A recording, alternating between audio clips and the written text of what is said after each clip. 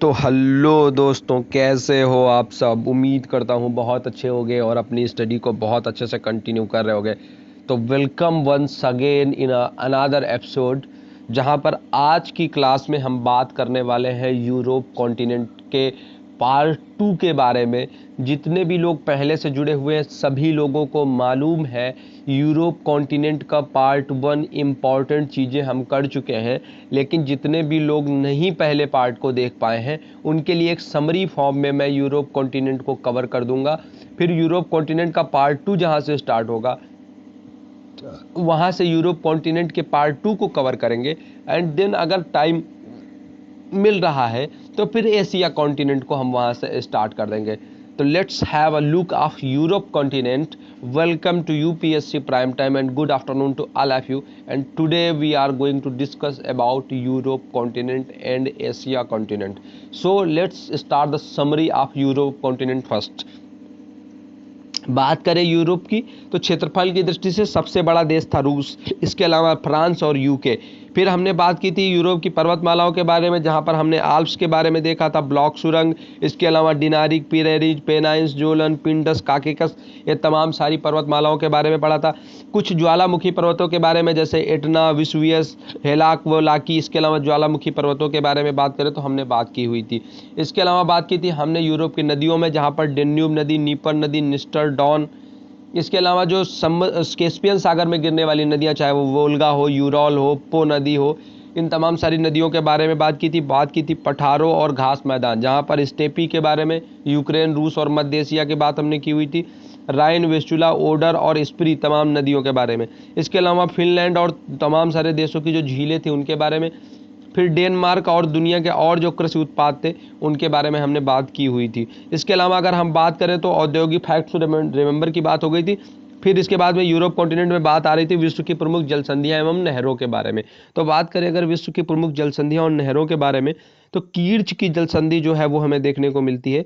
और कीर्च की जल संधि एजोव सागर को क्या करती है, काला सागर से जोड़ देती है।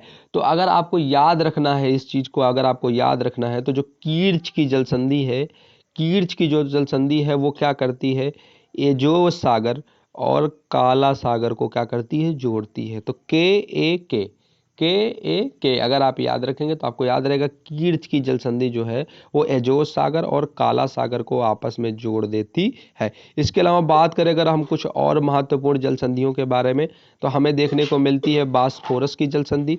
बास्फोरस की जल संधि क्या करती है, काला सागर और मरमरा सागर को जोड़ देती है। और यही वो जल संधि है जो एशिया को यूरोप से अलग करती है। और बास्फोरस की जो जल संधि है ये पड़ती है हमारी कहाँ पर, तो ये पड़ती है हमारी टर्की में। कहाँ पर पड़ती है, टर्की में पड़ती है। डार्डेनलीज की बात करें तो मरमरा को एजियन सागर से जोड़ देती है। मेसिना की बात करें तो इटली में है और सिसली को इटली से क्या कर देती है, अलग कर देती है। It separate Sicily and Italy. कौन, मेसिना की जल संधि, ठीक है। इसके अलावा वाटर ज्वाइंटिंग बॉडीज में अगर हम बात करें और तो आयोनियन को जो टिहरेनियन सागर से जोड़ती है, कौन, मेसिना की जल संधि। डोवर जल संधि इंपॉर्टेंट है हमारे लिए। इंग्लैंड जो इंग्लिश चैनल है इसको क्या करती है, उत्तरी सागर से जोड़ती है। तो जो नॉर्थ सी है उसको किससे जोड़ती है, इंग्लिश चैनल से जोड़ती है, कौन, डोवर की जल संधि। उत्तरी सागर नहर की बात करें तो जो एम्स्टर्डम है को उत्तरी सागर से जोड़ देती है। नीदरलैंड की राजधानी व यूरोप पोर्ट इसे कहते हैं। बात आती है कील नहर की, तो उत्तरी सागर को बाल्टिक सागर से जोड़ती है और ये पड़ती है हमारी डेनमार्क नगर में। तो यहाँ तक हम कवर कर चुके थे पार्ट फर्स्ट में। अब मैं बात करने वाला हूँ यूरोप कॉन्टिनेंट के सभी महत्वपूर्ण औद्योगिक प्रदेशों के बारे में, और उन औद्योगिक प्रदेशों में कहाँ कहाँ पर किस किस प्रकार का जो उत्पादन है जो हमारे लिए महत्वपूर्ण है, उन चीज़ों के बारे में हम बात करने जा रहे हैं। तो welcome to UPSC prime time and all of you, जितने भी लोग जुड़ गए हैं सभी लोगों को गुड आफ्टरनून। और आज की क्लास में हम यूरोप कॉन्टिनेंट पार्ट 2 कवर करना स्टार्ट करने जा रहे हैं। तो फटाफट इस क्लास को लाइक कर दें, अपने दोस्तों के साथ शेयर करें और चैनल पर नए हैं तो सब्सक्राइब करें। तो चलिए दोस्तों शुरू करते हैं। यहाँ से हम औद्योगिक प्रदेशों की बात यूरोप कॉन्टिनेंट में बात करें अगर हम इस कक्षा के सोर्स की, तो इस कक्षा के सोर्स के लिए मदर IAS की PDF फाइल को मैं यूज कर रहा हूँ। इसके अलावा बर्नवाल की पब्लिकेशन की जो बर्नवाल की किताब है भारत एवं विश्व का भूगोल, जो विश्व का भूगोल का उसका जो फीचर्स है पूरा का पूरा, उस विश्व के भूगोल के फीचर्स को मैं एक्सप्लेनेशन के लिए यूज करने वाला हूँ। तो चलिए दोस्तों, बात करें अगर औद्योगिक प्रदेशों की तो 18 हैं कुल मिलाकर के औद्योगिक प्रदेश, जिसमें से 5 औद्योगिक प्रदेश हमें देखने को मिलते हैं यूके में। बात करें पश्चिमी यूरोप में तो 10 औद्योगिक प्रदेश है, रूस में है 4 और यूक्रेन में है 1 औद्योगिक प्रदेश। औद्योगिक प्रदेश को हम बोलते हैं इंडस्ट्रियल एरिया। बात करें अगर यूके के औद्योगिक प्रदेशों की तो सबसे पहले यूके में कितने औद्योगिक प्रदेश है, वो है 5। पहला औद्योगिक प्रदेश है जिसे हम लोग कहते हैं स्कॉटलैंड औद्योगिक प्रदेश। जाना किस लिए जाना जाता है, ये जलपोत निर्माण, पटसन, जूट प्रमुख उद्योग केंद्र है। इसके अलावा ग्लासगो व डंडी। अब अगर हम बात करें बर्मिंघम औद्योगिक प्रदेश के बारे में तो बर्मिंघम औद्योगिक प्रदेश में लौह इस्पात उद्योग के लिए प्रसिद्ध है। मिडलैंड बेसिन, इसे काला क्षेत्र कहा जाता है। बात करें अगर हम यहाँ के प्रमुख केंद्र की तो वो है हमारा बर्मिंघम। तो बर्मिंघम और स्कॉटलैंड औद्योगिक प्रदेश यूके के औद्योगिक प्रदेश हैं। इसके अलावा बात करें लंदन औद्योगिक प्रदेश जिसे लीड्स के नाम से जाना जाता है। रेडीमेड गारमेंट, पेट्रोकेमिकल्स और सुगंधित पदार्थों के लिए लंदन औद्योगिक प्रदेश या फिर लीड्स जाना जाता है। बात करें वेल्स औद्योगिक प्रदेश की तो जहाज रानी उद्योग। इसके अलावा अगर यहाँ पर केंद्र की बात करें तो कार्डिक है वेल्स की राजधानी।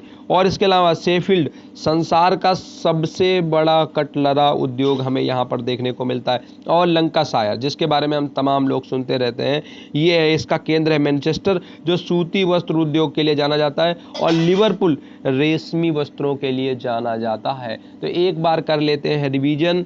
यूके में है कुल मिलाकर के 5 औद्योगिक प्रदेश, स्कॉटलैंड, बर्मिंघम, लंदन, वेल्स और लंकाशायर। बात करें लंकाशायर में तो मैनचेस्टर और लिवरपूल, वेल्स में बात करें तो कार्डिक और शेफील्ड, लंदन में बात करें तो लीड्स, इसके अलावा बर्मिंघम में अगर हम बात करें तो बर्मिंघम, और स्कॉटलैंड में बात करें तो ग्लासगो व डंडी। ये है प्रमुख औद्योगिक केंद्र। स्कॉटलैंड जाना जाता है जलपोत निर्माण और पटसन के लिए। बर्मिंघम जाना जाता है लौह इस्पात के लिए। मिडलैंड बेसिन प्रदेश को कहते हैं काला क्षेत्र। लंदन औद्योगिक प्रदेश यानी कि लीड्स जाना जाता है रेडीमेड गारमेंट और पेट्रोकेमिकल्स के लिए। वेल्स जाना जाता है जहाज रानी उद्योग के लिए। और लंकाशायर में मैनचेस्टर जाना जाता है सूती वस्त्र के लिए। और लिवरपूल जाना जाता है रेशमी वस्त्र उद्योग के लिए। तो परेशान मत होइए, आगे बहुत इंपॉर्टेंट चीज़ें हैं जो अभी आने वाली है। पश्चिमी यूरोप के औद्योगिक प्रदेशों में अगर हम बात करें तो पश्चिमी त्रिभुजाकार औद्योगिक प्रदेश में बेल्जियम, नीदरलैंड और उत्तरी फ्रांस हमें देखने को मिलता है। मैंने आपको बताया था एक फैक्ट, फटाफट मुझे बताइए, स्पेन और फ्रांस को अलग करने वाली पर्वतमाला कौन सी है? सारी चीज़ें आपको मैं यूरोप कॉन्टिनेंट में पढ़ा चुका हूँ। तो कौन सी वो पर्वतमाला है जो स्पेन और फ्रांस को अलग करती है? बात आती है पश्चिमी त्रिभुजाकार औद्योगिक प्रदेश के बारे में तो बेल्जियम, नीदरलैंड और उत्तरी फ्रांस की बात आती है। इसके अलावा अगर हम देखें केंद्र तो है ब्रुसेल्स किसकी राजधानी है? वो है हमारी बेल्जियम की। संसार का हीरों का कटाई का सबसे बड़ा क्षेत्र है। This is the main largest area of cutting of diamonds. तो जो हीरो की कटाई का सबसे बड़ा क्षेत्र है वो है ब्रुसेल्स, और ब्रुसेल्स राजधानी है बेल्जियम की।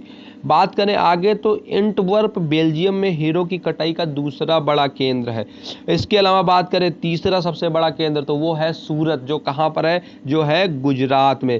तो ये हो गई बात पश्चिमी यूरोप के औद्योगिक प्रदेशों के बारे में, जहाँ पर हमने अभी अभी देखा कि बेल्जियम, नीदरलैंड, उत्तरी फ्रांस, ये हैं 3 हिस्से पश्चिमी त्रिभुजाकार पेटी के औद्योगिक प्रदेशों की। केंद्र में बात करें तो ब्रुसेल्स है बेल्जियम की राजधानी, जो हीरो की कटाई का सबसे बड़ा केंद्र है।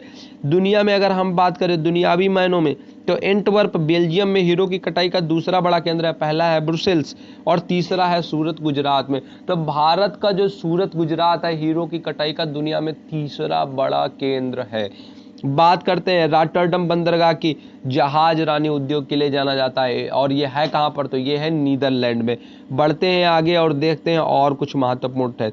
इसके अलावा बात करें तो एम्स्टर्डम की बात करें, वायुयान उद्योग के लिए जाना जाता है। कहाँ पर है? नीदरलैंड में।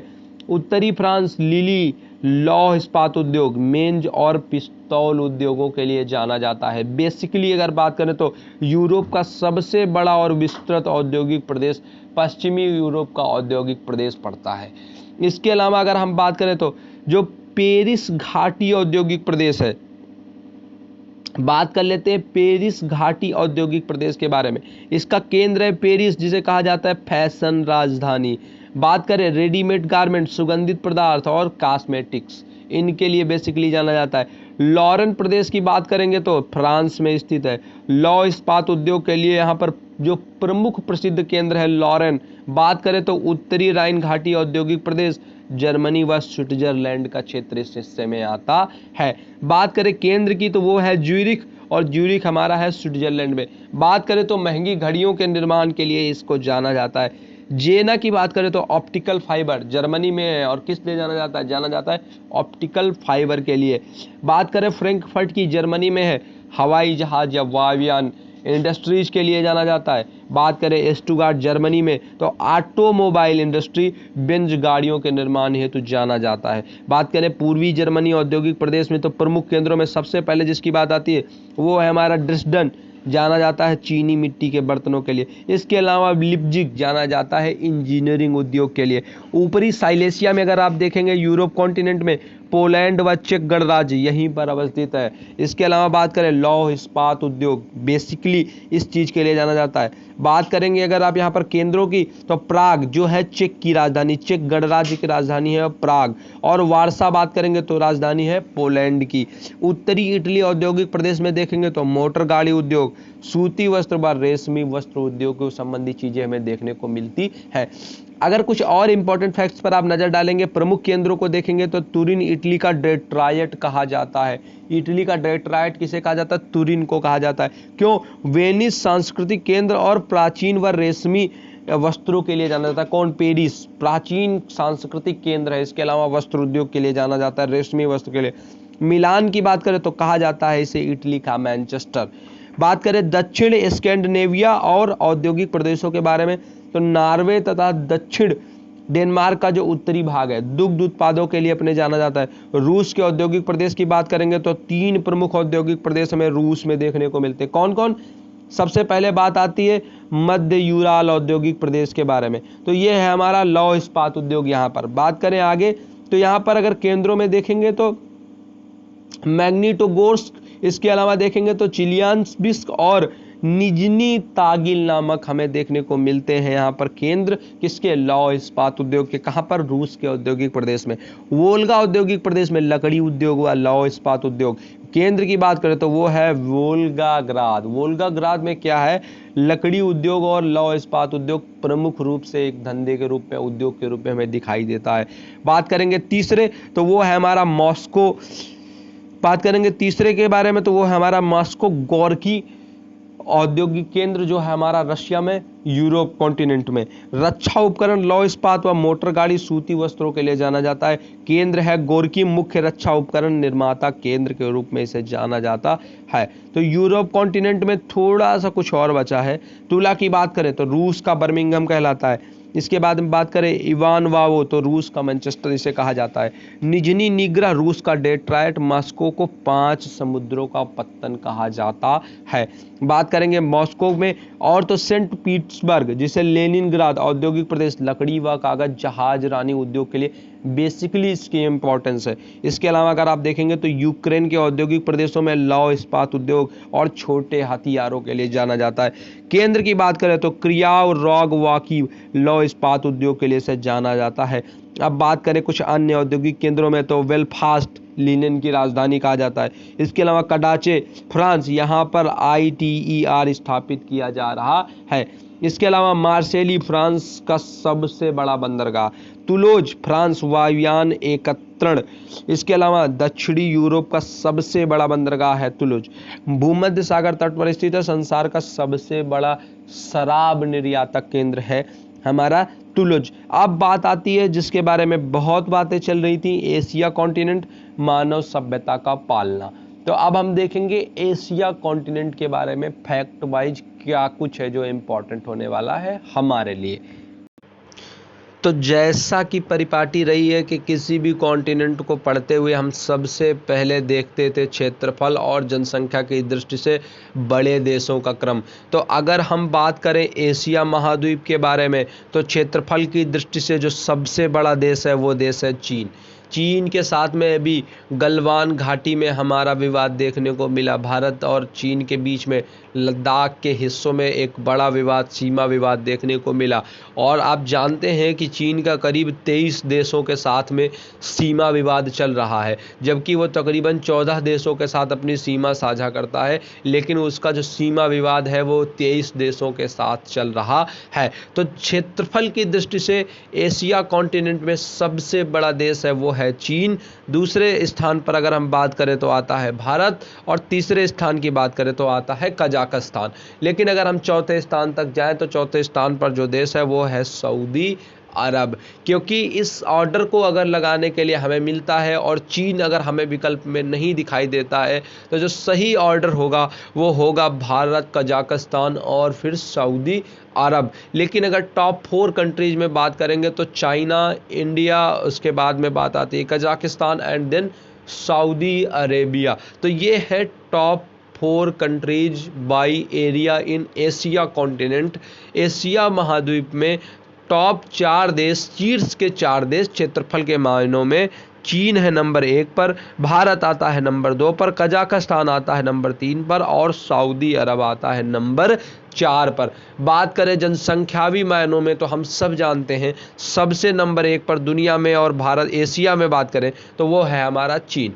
और दूसरे स्थान पर दुनिया में भी और एशिया में भी जो सबसे बड़ा देश है वो है भारत। और तीसरे स्थान की बात करें तो वो आता है हमारा इंडोनेशिया, पाकिस्तान यानी कि पाकिस्तान, और उसके बाद में बात आती है बांग्लादेश की। तो top 4 countries by population China, India, Indonesia and Bangladesh. After Pakistan Bangladesh, then Bangladesh. तो टॉप 5 कंट्रीज में अगर हम देखेंगे तो China, India, Indonesia, Pak and Bangladesh.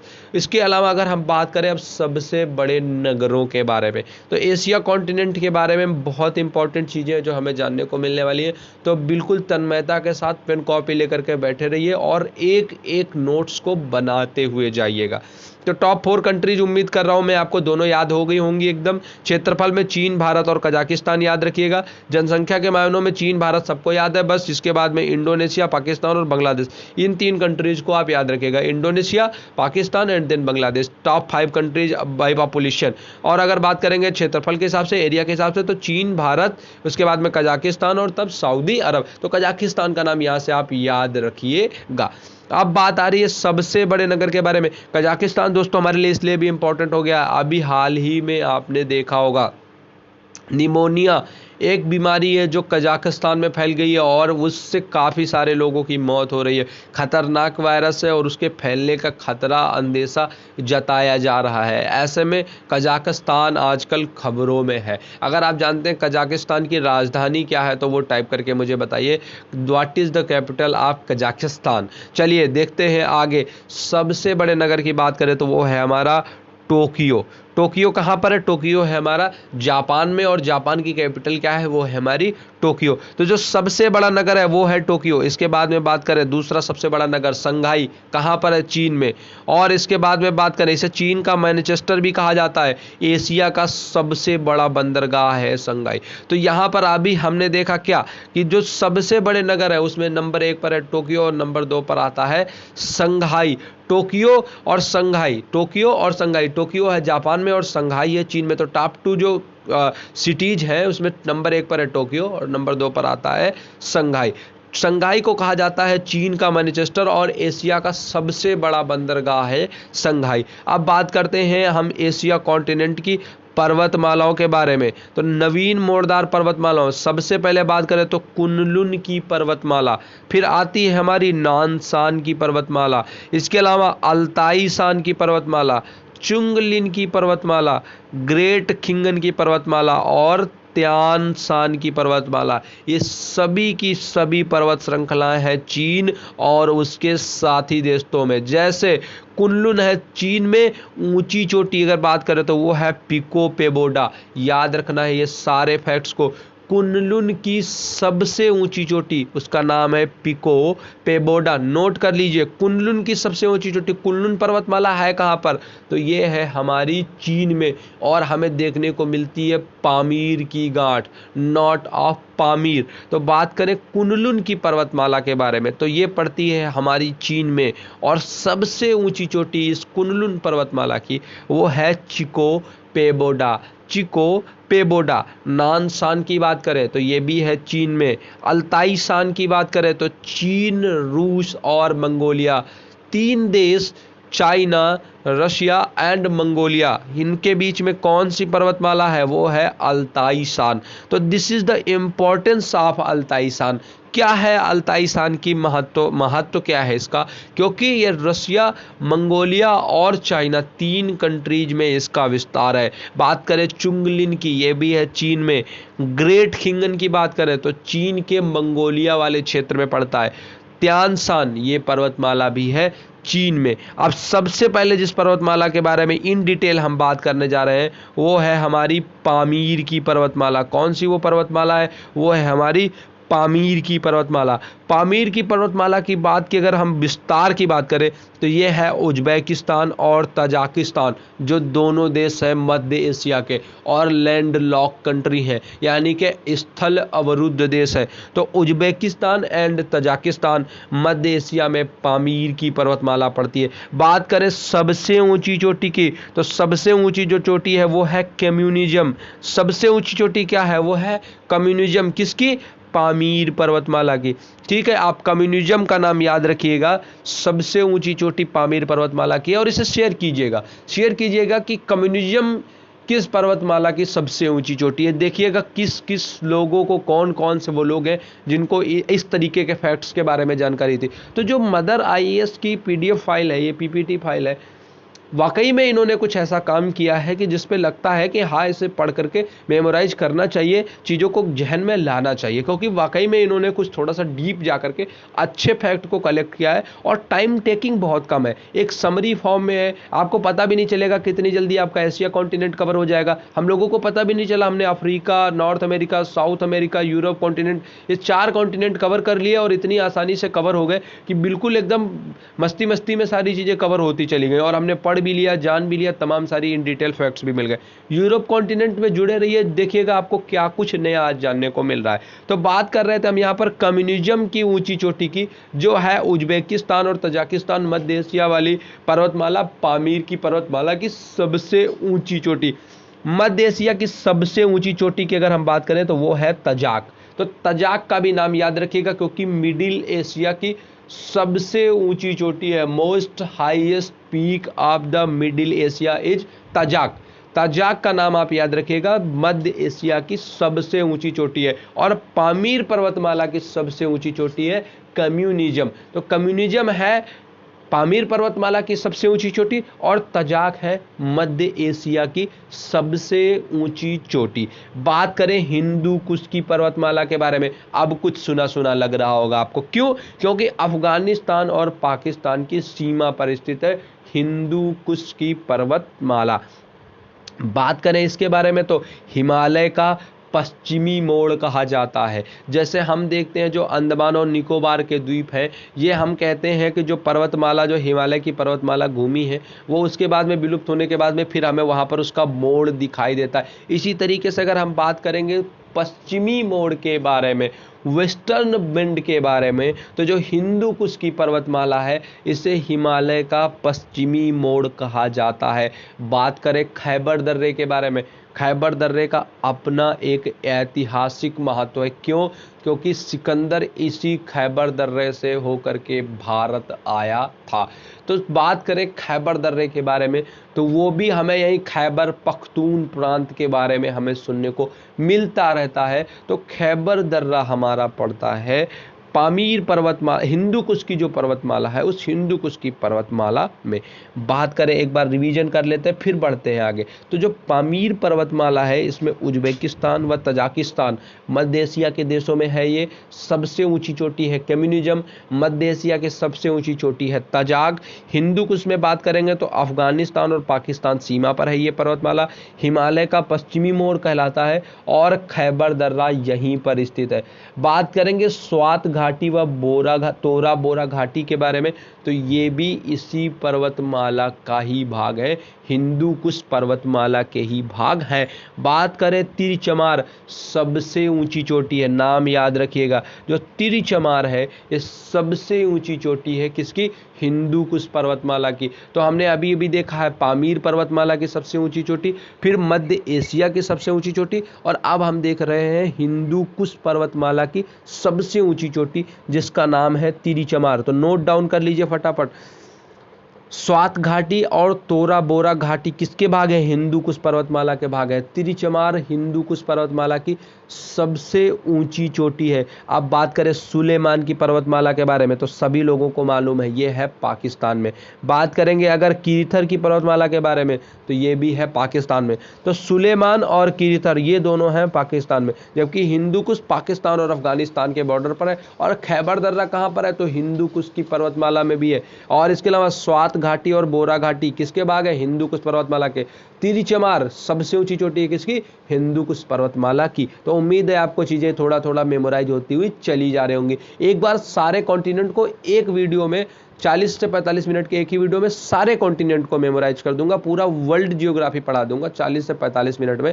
और जितने लोगों ने ये सारे वीडियोस देखे होंगे ना, तो उनको तो बिल्कुल मजा आ जाएगा और उनका फुल रिवीजन हो जाएगा। जिसने ये वीडियोस नहीं देखे होंगे या वर्ल्ड जियोग्राफी कहीं से भी नहीं पढ़ा होगा, उसके लिए वो वीडियो हो सकता है लाभकारी ना हो, लेकिन जितने भी लोग ये सारे वीडियो पूरे कंप्लीटली देख रहे हैं उनको उसमें मैं सारी चीज़ों को एक ही वीडियो में रिवाइज करा के कवर करा दूंगा। और बस उस वीडियो को आप अपने पास रखे रहिएगा, जब भी कोई एग्जाम आए आप उस वीडियो को देख लीजिएगा, तो आपका वर्ल्ड जियोग्राफी का रिवीजन फटाफट हो जाया करेगा। सबसे कम समय में पूरी वर्ल्ड जियोग्राफी का रिवीजन आपका हो जाया करेगा। तो सुलेमान और कीर्थर दोनों पर्वतमालाएं हैं पाकिस्तान में। बात करें मकरान की पर्वतमाला के बारे में, मकरान की पर्वतमाला पाकिस्तान व ईरान की सीमा बनाती है। अच्छा, अब मकरान में देखेंगे तो इसमें ईरान जैसा तो कुछ आता ही है, बस आपको पाकिस्तान याद रखना है। तो बात करें मकरान की पर्वतमाला के बारे में, तो ये पाकिस्तान व ईरान की सीमा बनाती है। अच्छा, मकरान में दो चीज़ें आती हैं, ईरान भी आता है और इमरान भी आता है। इमरान साहब है पाकिस्तान के प्रधानमंत्री और ईरान है एक पड़ोसी मुल्क इसका, पाकिस्तान का। तो बात करें पाक व ईरान के बीच में जो सीमा बनाता है वो कौन है, वो है हमारे मकरान। तो मकरान क्या करता है, पाकिस्तान व ईरान के बीच में सीमा बनाता है। तो that is Makran makes boundary of Pakistan and Iran. तो पाकिस्तान व ईरान के बीच की जो सीमा है वो कौन सी पर्वतमाला बनाती है, वो बनाती है मकरान की पर्वतमाला। बात करें तो इसी के भाग में जो मकरान पर्वतमाला है, इसी के भाग में चगाई की पहाड़ी है जिसमें पाक का परमाणु परीक्षण केंद्र अवस्थित है। तो देखिए, पाकिस्तान और भारत के बीच में जो रिलेशनशिप है कभी भी अच्छे नहीं होते हैं, और पाकिस्तान अपना क्या करता है, परमाणु बम हमले की धमकी जो है क्या करता है, वो दिया ही करता है, अपना परमाणु बम वाला राग लापता ही रहता है। ऐसे में जो सिक्योरिटी चीज़ें हैं, सिक्योरिटी रक्षा से जुड़े हुए जो सवाल हों, उनमें यह सवाल बन सकता है कि पाकिस्तान का परमाणु परीक्षण केंद्र कहाँ पर है। तो एक पर्वतमाला है भाई साहब, वो है हमारी मकरान की पर्वतमाला, जो क्या करती है, पाकिस्तान व ईरान की सीमा बनाती है। और यहीं पर एक भाग है इसका चगाई, जहां पर पाकिस्तान ने अपना परमाणु परीक्षण केंद्र बना रखा है। तो देखिए, डीप नॉलेज हमें यहाँ से थोड़ा थोड़ा मिलता चला जा रहा है। बात करें आगे अब ईरान के बारे में, तो एलबुर्ज सबसे ऊंची चोटी की बात करें तो वो है कौन है, जो सबसे ऊंची चोटी है वो कौन है, वो है हमारी एलबुर्ज। और बात करें अगर देवमंद के बारे में, तो ये है एक मृत ज्वालामुखी। और क्या है ये, ईरान की सबसे ऊंची चोटी है, कौन, एलबुर्ज। एलबुर्ज है जो एलबुर्ज की पर्वतमाला है वो है ईरान में, और इसकी जो सबसे ऊंची चोटी है वो है देवमंद। और देवमंद क्या है? देवमंद एक मृत ज्वालामुखी का उदाहरण है, और यही देवमंद ईरान की सबसे ऊंची चोटी है, जो भाग है एलबुर्ज की पर्वतमाला का। तो एलबुर्ज की पर्वतमाला कहां पर है? पहला सवाल वो है ईरान में।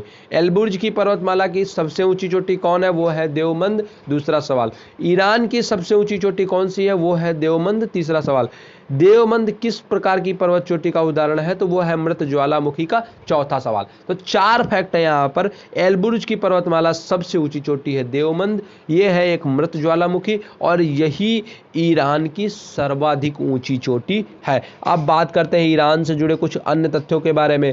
कोह सुल्तान जो ईरान का दूसरा मृत ज्वालामुखी है, तो जो कोह सुल्तान है ये ईरान का दूसरा ज्वालामुखी है, और पहला मृत ज्वालामुखी कौन है? वो है हमारा देवमंद, जो किसका भाग था? भाग था एलब्रुज का। और ये किस प्रकार का उदाहरण था? मृत ज्वालामुखी का। और देवमंद ही ईरान की सबसे ऊंची चोटी भी थी। बात करें आगे तो बात आती है जॉग्रोस की, और बात आएगी इसके बाद में हिंदू कुश की। टर्की और या फिर तुर्की जिसको हम कहते हैं। अगर हम बात करें तो पेटिक की पर्वतमाला हमें यहाँ पर दिखाई देती है। पेटिक की पर्वतमाला में बात करें तो अरारात सबसे ऊंची चोटी है, जो उदाहरण है एक प्रसुप्त ज्वालामुखी का। तो हमने देखा है जब ज्योग्राफी में हम फिजिकल फीचर्स पढ़ते हैं तो हमें ज्वालामुखी में 3 प्रकार के ज्वालामुखी दिखाई पड़ते हैं। पहला होता है जागृत ज्वालामुखी, दूसरा होता है मृत ज्वालामुखी, और तीसरा होता है सुषुप्त ज्वालामुखी। मृत ज्वालामुखी वो होता है जिसमें 100 से अधिक वर्षों के बीच में कोई भी हलचल, उद्गार या कुछ भी नहीं दिखाई देता, उसे हम कहते हैं मृत ज्वालामुखी। बात करें सुषुप्त ज्वालामुखी की तो जो सुषुप्त ज्वालामुखी होता है जिसमें पिछले 100 वर्षों में कोई उद्गार नहीं देखा गया है, लेकिन उसमें उद्गार अभी हलचल, आंतरिक हलचल हो रही है और उद्गार होने की संभावना है। इसमें जो सबसे बड़ी चीज जानने वाली है वो है जागृत ज्वालामुखी के बारे में। तो जागृत ज्वालामुखी के बारे में या एक्टिव वोल्केनो के बारे में ये मानने की जरूरत है, सोचने की जरूरत नहीं है कि उससे लावा निकल रहा है या उससे उद्गार हो रहा है, ऐसा कुछ भी नहीं होता है। जागृत ज्वालामुखी का तात्पर्य यह होता है कि उसके पिछले 100 वर्षों में कभी न कभी उसमें उद्गार हुआ हो। यदि पिछले 100 वर्षों में कभी भी उसमें उद्गार हुआ होगा तो उसे हम जागृत ज्वालामुखी कहेंगे, भले ही वर्तमान में उससे लावा ना निकल रहा हो। तो ये होती है बात ज्वालामुखी पर्वतों के बारे में। तो अरारात सबसे ऊंची चोटी है जो है एक प्रसुप्त ज्वालामुखी का उदाहरण। तो कौन ये पड़ती है पोटिक की पर्वतमाला में। अरारात सबसे ऊंची चोटी है और यह है प्रसुप्त ज्वालामुखी का उदाहरण। बात करेंगे टॉरस की तो पोटिक व टॉरस दोनों के मध्य में अनातोलिया का पठार अवस्थित है जो बकरी पालन हेतु जाना जाता है। तो अनातोलिया का पठार किस लिए जाना जाता है? जाना जाता है बकरी पालन के लिए। और कौन सी 2 पर्वतमालाएं हैं जिनके बीच में ये अवस्थित है? तो वो है पोटिक और टेरिस। तो जो पोटिक और पोटिक और जो टॉरस है इनके मध्य में जो एक पठार है जिसको हम बोलते हैं अनातेलिया का पठार, और ये जाना जाता है बकरी पालन के लिए। बात करें आगे तो यहाँ पर अगोरा जाति की बकरी मिलती है। कहाँ पर?